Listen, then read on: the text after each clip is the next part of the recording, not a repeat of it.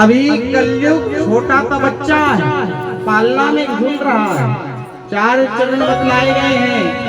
अभी कलयुग की उम्र है, व्यक्तियों की उम्र है 100 वर्ष निर्धारित की गई है। कलयुग बढ़ते जाएगा, धीरे धीरे दूसरा चरण लगेगा, 75 वर्ष जिएगा। तीसरा चरण लगेगा 50 वर्ष। चौथा चरण कलयुग का अंतिम चरण आएगा, तब व्यक्ति केवल 20-25 वर्ष ही जिएगा। जब घोर कलयुग आ जाएगा, इसी 20 वर्ष में जन्म लेगा, बड़ा होगा, पढ़ेगा, लिखेगा, विवाह होगा, बच्चे होंगे, बच्चे के भी बच्चे होंगे, नाती पोता होगा और उसी में ही मर जाएगा 20 वर्ष। मनुष्य की हाइट जब घोर कलयुग आ जाएगा 1 फीट रहेगा, इतना केवल मनुष्य की हाइट।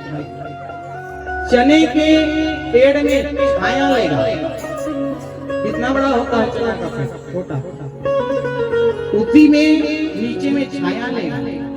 जो धूप है सूर्य देव, जो हमें शीतलता प्रदान करती है, ये जलाने का काम करेगा। जब घोर कलयुग आ जाएगा, जनसंख्या इतनी बढ़ जाएगी, जिधर देखो उधर मनुष्य ही मनुष्य दिखने लगेंगे। अकाल पड़ जाएगा, घोर अकाल कलयुग पड़ेगा। दाने दाने के लिए मनुष्य तरसेगा, रोटी के टुकड़े के लिए तरसेगा। एक रोटी के टुकड़े के लिए भाई भाई को मार देगा, एक पिता को पुत्र मार देगा। जब घोर कलयुग आएगा, एक भाई बहन का रिश्ता, भाई भी अपने बहन को नहीं पहचानेगा। हाँ, जब इतना कलयुग आ जाएगा, पशु बुद्धि हो जाएगी। कलयुग का अंत जब आएगा, पशुओं के समान हमारी बुद्धि हो जाएगी। एक पिता पुत्री को भी नहीं पहचानेगा, रिश्ता कुछ नहीं रहेगा।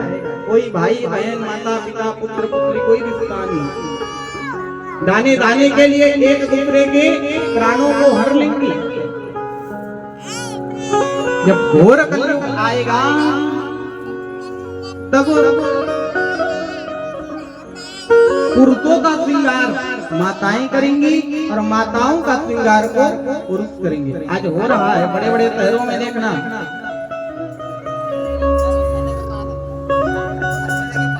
लड़के लंबे लंबे बाल रखते हैं, है ना, लड़कियां हिप्पी कटिंग रखते हैं ना।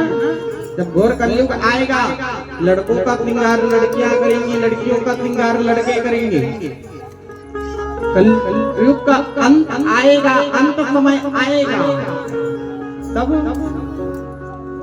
भगवान कलयुग के अंत में उत्तर प्रदेश में मुरादाबाद जिले में संबल नाम के तहसील में विष्णु यश नाम के ब्राह्मण के यहाँ कल्की का अवतार लेंगे, दुष्टों का विनाश करेंगे, पुनः सत्युग की स्थापना करेंगे।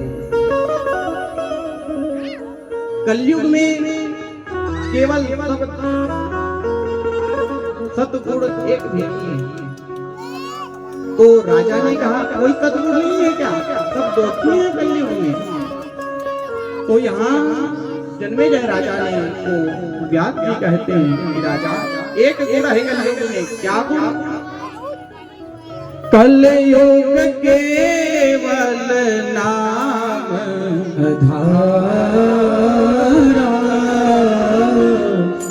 सुमरि सुमरि नर उतरहि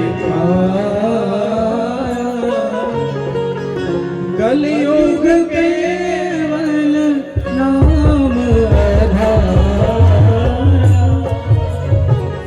कलयुग केवल नाम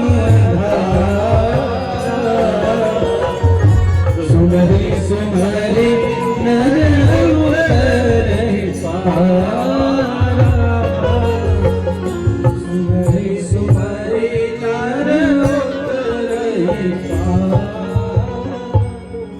कलयुग में केवल नाम की महिमा है। जो सतयुग द्वापर त्रेता में यज्ञ अनुष्ठान से प्राप्त होगा, वही कलयुग में केवल नाम मात्र लेने से मनुष्य को प्राप्त हो जाएगा। व्यास जी महाराज ने कहा कि राजा, कथा का यहाँ विश्राम होते हुए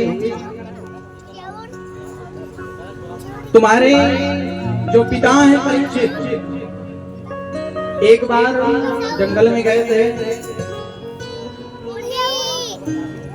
एक ऋषि का अपमान किए। त्रिमिक नाम के ऋषि का अपमान किए।